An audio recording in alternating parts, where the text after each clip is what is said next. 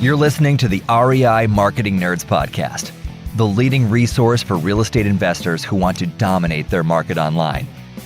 Dan Barrett is the founder of AdWords Nerds, a high-tech digital agency focusing exclusively on helping real estate investors like you get more leads and deals online, outsmart your competition, and live a freer, more awesome life. And now, your host, Dan Barrett.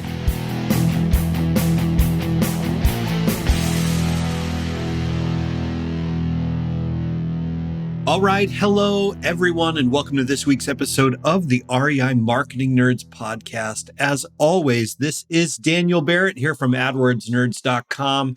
And look, if you need more leads and deals online for your real estate investing business, you know where to go. It's AdWordsNerds.com. That name again is AdWordsNerds.com. What's up? It's nice to chat with you this week. This week, it's just me, and I want to talk about something that I've seen crop up a couple different times in conversations, either with clients over at AdWords Nerds. I've been doing some consulting for a variety of different folks, both in real estate investing and out, and I've been talking about this issue, so I wanted to share this with you. You get it for free. They have to pay for it, right? So don't tell them about the podcast, I guess. All right. What we're going to talk about this week is a relatively simple way to improve your lead quality from Google Ads. And I'm going to preface this by saying this methodology that we're going to be talking about assumes that you are using an algorithmic bid strategy. So let's take a step back and let's talk about what that means. All right. 5 years ago, 6 years ago, 10 years ago, however far back you want to go, the way that Google Ads worked was you had all your keywords in your campaign, and each of those keywords had a bid, what we would call a maximum cost per click. That's a number that you would set, right? I am willing to pay at maximum $5, $20, $2, whatever it was. You would set that number. Now, that bid that you set would sort of determine where you ended up ranking in the sort of list of ads that show up on a Google search results page. Generally, and I'm simplifying here, right? But generally, the person that bid the most for that particular click would show up in spot number 1, and the second highest person would show up in spot number 2, et cetera, et cetera. Okay. Now, that type of structure, bid strategy, is called manual cost per click, because you are, in this case, manually setting the amount you are willing to pay per click. Right? Totally makes sense. And this is how basically all of Google Ads worked. This is, even at AdWords Nerds, this was 90% of everything we did for clients up till about 2020 or so.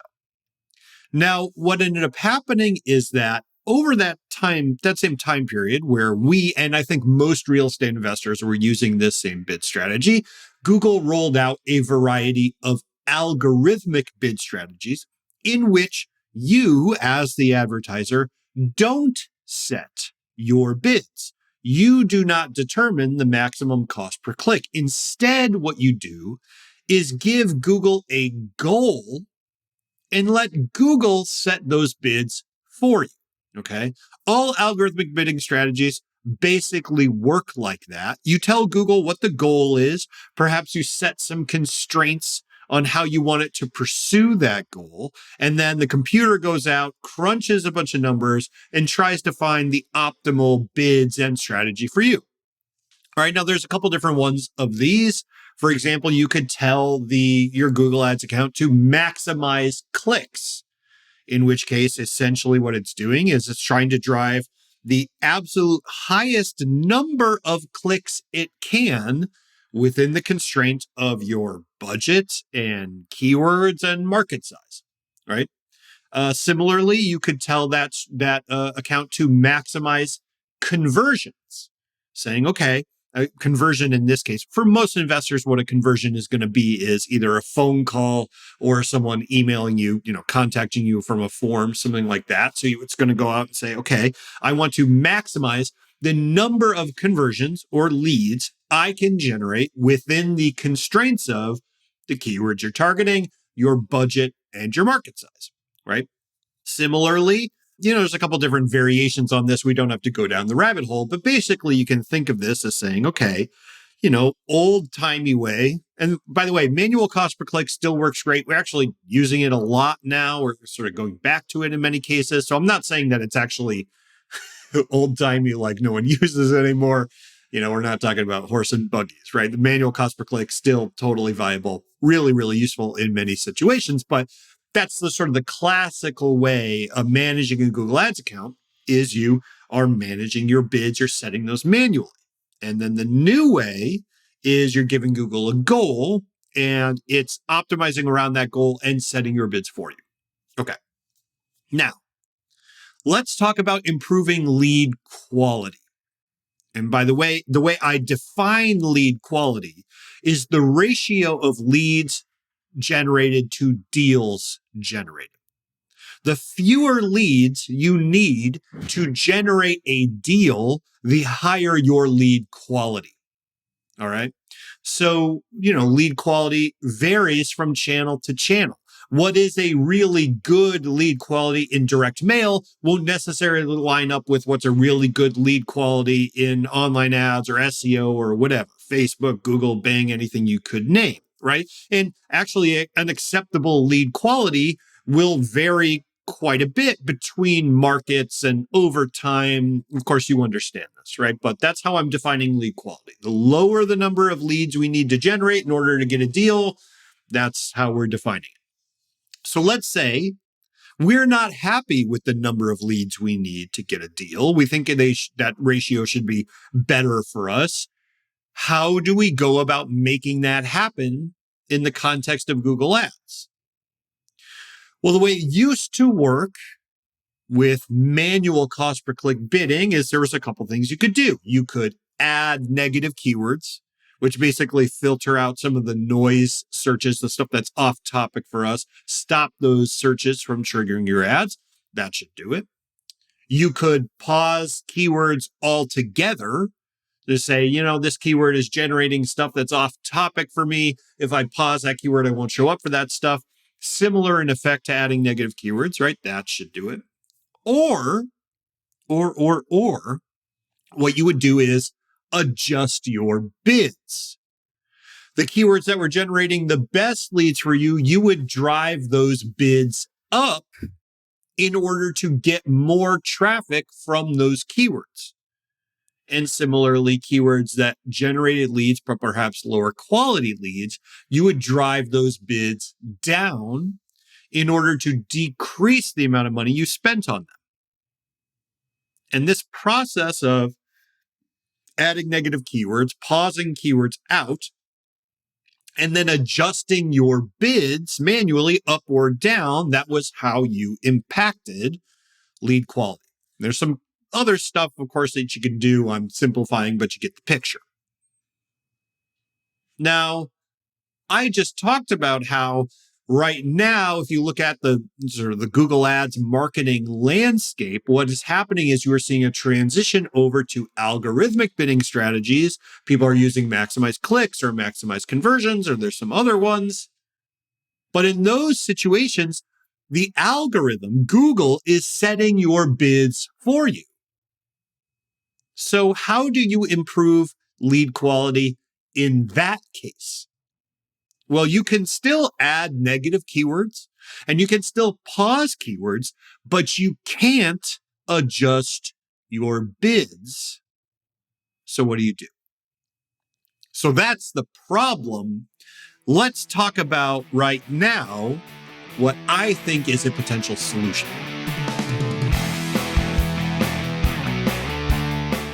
Want to find motivated seller leads online, but don't know where to start? Download our free Motivated Seller Keyword Report today. AdWords nerds have spent over $5 million this year researching the most profitable keywords for finding motivated seller leads. And you can grab these exact keywords when you download our report at www.adwordsnerds.com/keywords.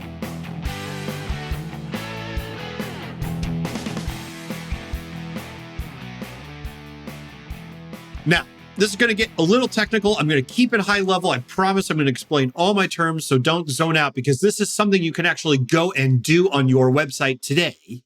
And I think it's going to be really impactful for you, especially long term. All right, so stick with me. The way that Google knows that you have generated a lead is by looking at your conversion tracking. Okay, when you go into your Google Ads account, you can create a conversion tracking event.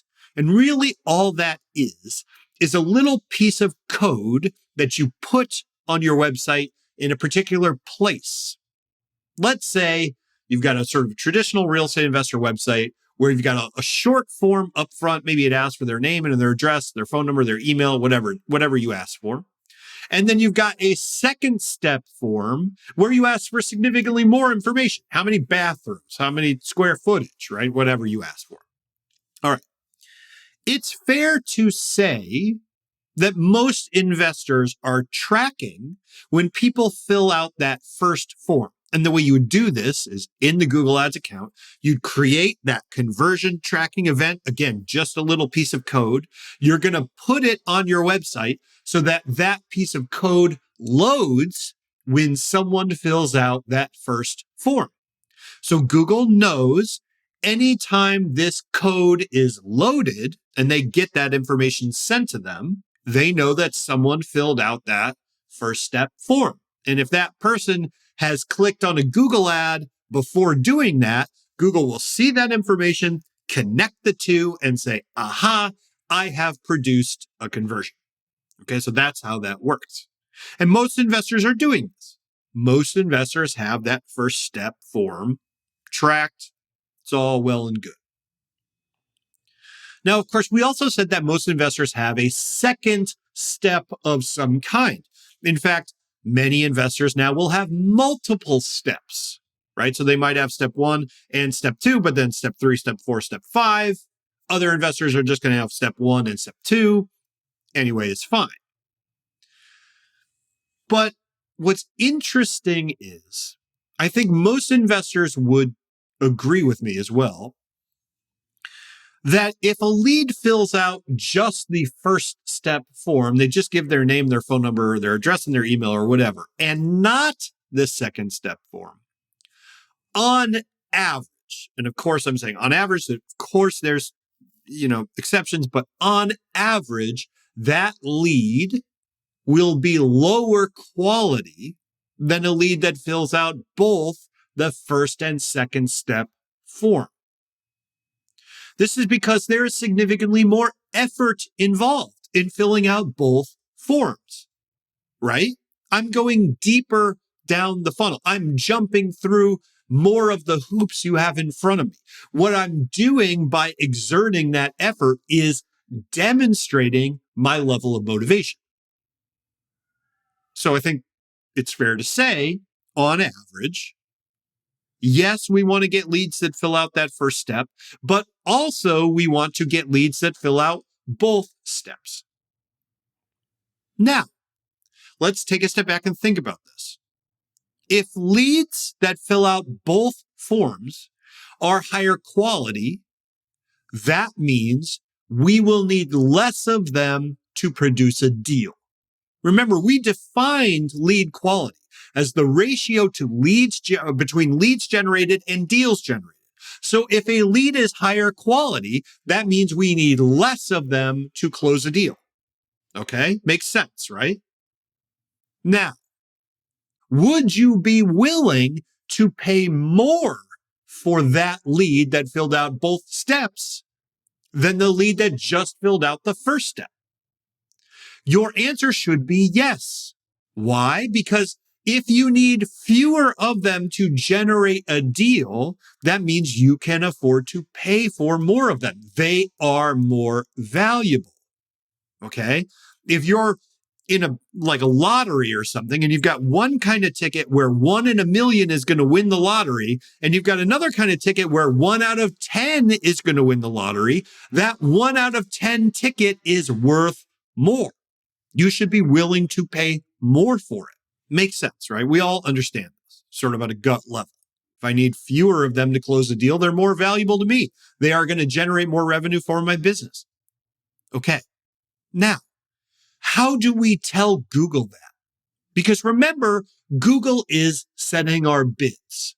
And if Google could predict that a certain type of searcher or a certain type of clicker is more likely to fill out both of those forms, either based on their demographics or their past behavior, well, then we should tell Google, hey, if you're setting the bids to try to get that person in the door, you should set those bids higher. I need fewer of those people to close a deal. I'm willing to pay more for those people. That should affect our bidding. And in fact, if you were manually doing this, you would be doing that. It's fair to say that Google, with the algorithm and all their data and stuff, they should be better at that than you. So how do we tell Google that we want them to do that? We do it via conversion tracking. Just like we set up a conversion event for that first form, we need to set up a conversion event for that second form. I want to know if a lead fills out the first form, and I want Google to know if the lead fills out the second form. So let's say if they fill out the first form, cool, I've got that code that fires. When they fill out the second form, I should have a different code that fires that says, hey, Google, this person just filled out that second step form. Now, here is the fun part. You not only want to set up two conversion events, I think many investors have done this. What you want to do is set them to different values. When you set up a conversion event in Google, there's an option to set a conversion value. Now, my suggestion is that you set these as fairly far apart. A common one that we will use at AdWords Nerds is we will set the first form conversion event. So they just fill out that first form. We tell Google that conversion is worth, it has a value of 10. It doesn't really matter what the value is. If you could figure this out with actual revenue numbers, by all means do this, but we just use 10. All right. Doesn't really mean I'm only willing to pay $10. You know, if you feel more comfortable saying it's $100, then fine. But set it to whatever, 10.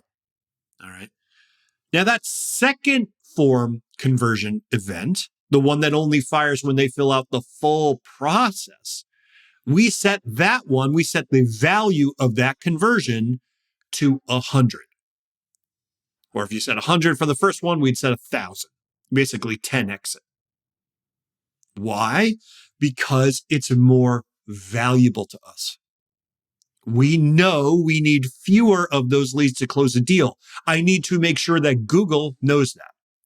So now Google sees when those conversion events fire, if it fires on the first one, it sees a value of 10. If it fires on the second one, it sees a value of 100. Now, this is really important because think back to how these strategies work. Okay. Think back to how these work. Let's say you're using a maximize conversions bid strategy. All right. Now, Google is just an algorithm. It's just a mathematical formula. All it is trying to do is get the maximum number of conversions within your daily budget. Let's say your daily budget is $100. Okay. Google's got $100. It's going to try to generate as many conversions as possible. Now, it's got two that it can work from. Right? It's got that first step and it's got that second step. Let's just assume for hypotheticals that these are different groups of people. There's some group of people, the short formers, they're in a rush. They're not super motivated. They're really only going to fill out the first form. And we've got some other group of leads, let's say the long formers, they're really motivated. They're willing to put in the effort. They need to go right now. They're more likely to fill out the second form. So we've got these two different groups. Let me ask you, if your goal, you're a computer, you're an algorithm, your goal is to generate as many leads, many conversions as possible within the budget, which group of leads are you going to target? The short formers or the long formers? Well, by default, you are going to target the short formers. Why? There's more of them, way more of them. Just like there are more sellers in any market than motivated sellers. There are more short formers in any market than there are long formers. And what's more, those leads are likely to be cheaper because they're lower quality and likely to have lower amounts of competition for them. So if you are an algorithm and your goal is to get as many conversions as possible within the budget, guess what? It's going to be a lot easier to do that with short formers than long formers. This is one of the problems with algorithmic bidding for motivated sellers. It is not set up by default to generate the highest quality of leads or even to generate the highest amount of revenue for your real estate investing business. Look at what it says on the tin. It's there to generate the maximum number of conversions. And it doesn't matter what kind of conversions those are. When you set the conversion values, remember we set the short form at 10, we set the long form at 100. We are telling Google that these conversions have different effects on our underlying business. They generate different amounts of revenue on average over time. And once Google understands that, you can change your bidding strategy to one that takes that into account and use Google's data and algorithmic smarts or brains or whatever you want to call it to generate higher quality leads.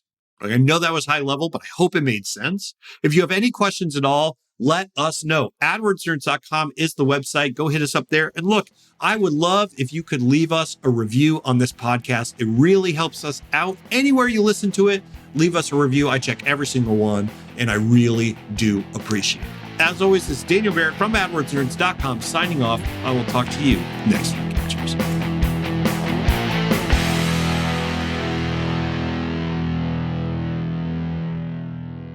This is the podcastfactory.com.